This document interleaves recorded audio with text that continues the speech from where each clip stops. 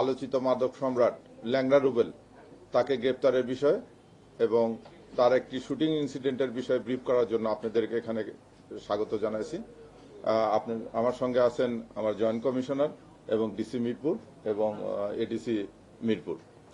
আপনারা অবগত আছেন যে গত 7-8-2026 তারিখ বেলা অনুমান 5:30 ঘটিকায় ডিএমপি ঢাকার পল্লবী থানাধীন সেকশন 11 ব্লক বি 2 নম্বর রোডে ইমনের চায়ের দোকানের সামনে একটি গোলাগুলির ঘটনা ঘটে।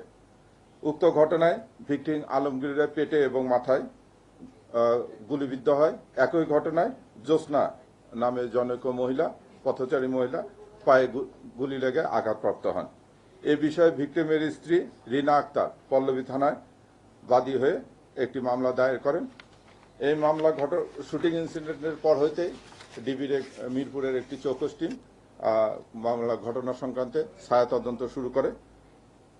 ডিবি টিম ঘটনাস্থলে উপস্থিত হয়ে ছায়া তদন্তের মাধ্যমে ভিডিও ফুটেজ সংগ্রহ করে তথ্য প্রযুক্তি এবং ম্যানুয়াল পদ্ধতিতে গোলাগুলির কাজে ব্যবহৃত টয়োটা প্রিমিও গাড়ি, যার রেজিস্ট্রেশন নম্বর ঢাকা মেট্রো গো 45-5861 চিহ্নিত করে এবং বর্ণিত গাড়িটির মালিক হামিদ খান ওরফে মাখনকে পল্লবী থানা এলাকা থেকে গ্রেপ্তার করে।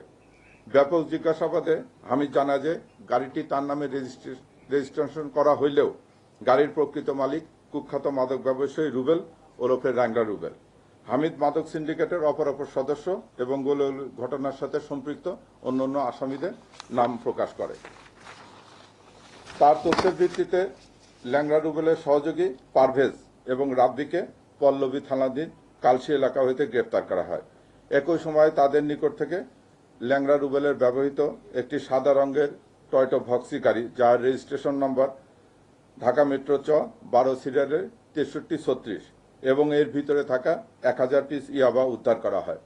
ব্যাপক জিজ্ঞাসাবাদে আসামি পারভেজ এবং রাব্বি জানায় যে রুবেল ওরফে ল্যাংড়া রুবেলের স্ত্রী ও তার পরিবারের সদস্যরা গাজীপুর জেলার একটি স্থানে আত্মগোপন করে রয়েছে। প্রাপ্ত তথ্যের ভিত্তিতে গোয়েন্দা মিরপুর বিভাগ তাৎক্ষণিকভাবে গাজীপুর জেলার শ্রীপুর থানা এলাকায় অভিযান পরিচালনা করে এবং ল্যাংড়া রুবেলের স্ত্রী ও পরিবারের সদস্যদেরকে সেখান থেকে গ্রেপ্তার করা। ল্যাংড়া রুবেলের স্ত্রী জিজ্ঞাসাবাদে জানায় যে গুলিবর্ষণের ঘটনায় প্রত্যক্ষ মূল আসামি ল্যাংড়া রুবেল ও তানজিন আহমেদ ওরফে বাপ্পা ওরফে শুটার বাপ্পা মিরপুর ঢাকা থেকে ঢাকার বাইরে পলায়নের জন্য প্রস্তুতি নিচ্ছে। উক্ত তথ্যের ভিত্তিতে তাৎক্ষণিকভাবে ডিবির অপর টিম রূপনগর থানাধীন ইস্টার্ন হাউজিং এর পাশে বেরিবেদ এলাকা থেকে গুলির ঘটনায় ব্যবহৃত লাল রঙের টয়োটা প্রিমিও গাড়ি, যার রেজিস্ট্রেশন নম্বর ঢাকা মেট্রো গ 45-5861 যোগে পালিয়ে যাওয়ার সময় ল্যাংড়া রুবেল অথবা ওরফে রুবেল ও বাপ্পা ওরফে শুটার বাপ্পাকে ডিবি গ্রেপ্তার করে। ডিবি গ্রেপ্তারকালে বাপ্পা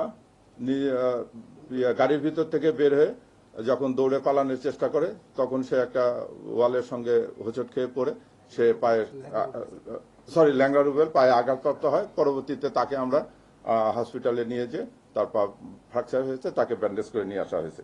এই সময় তাদের কাছ থেকে গুলির ঘটনায় ব্যবহৃত একটি বিদেশি পিস্তল, 2 রাউন্ড গুলি এবং 2টি ম্যাগাজিন উদ্ধার করা হয়। প্রাথমিক জিজ্ঞাসাবাদে ল্যাংড়া রুবেল জানায় যে আলমগীর একজন প্রখ্যাত মাদক ব্যবসায়ী এবং এই মাদকের টাকা ভাগ বাটোয়ারা নিয়ে তাদের অন্তর্দ্বন্দ্বের সূত্রপাত ধরেই সে হত্যার উদ্দেশ্যে আলমগীরকে গুলি করে। ল্যাংড়া রুবেল এবং বাপ্পি তারা চিহ্নিত সন্ত্রাসী, তাদের নামে ঢাকা শহরের বিভিন্ন জায়গায় একাধিক মামলা রয়েছে। আমরা এই পর্যন্ত ল্যাংড়া রুবেলের বিরুদ্ধে 7টি এবং ওই বাপ্পির বিরুদ্ধে একটি হত্যা সহ মাদকের মামলা পেয়েছি। তাদেরকে একাধিকবার পুলিশ গ্রেপ্তার করেছে। তারা জামিনে বের হয়ে এসে একই কর্মকাণ্ডে লিপ্ত হচ্ছে। তাদের বিরুদ্ধে বর্তমানে হত্যার চেষ্টা মামলা আছে। এই ব্যতীত অস্ত্র এবং মাদক দ্রব্য নিয়ন্ত্রণে 2টি মামলা দায়ের করতেছে। আমরা এই ঘটনার সঙ্গে আরও যদি কেউ জড়িত থাকে সেটাও তাদের বিরুদ্ধে ব্যবস্থা নেব এবং তাকে জিজ্ঞাসাবাদে তার এই মাদক সাম্রাজ্য গড়ে তোলার পিছনে নেপথ্যে যারা আছে তাদের বিরুদ্ধেও আমরা প্রয়োজনীয় আইনগত ব্যবস্থা নেব। ধন্যবাদ।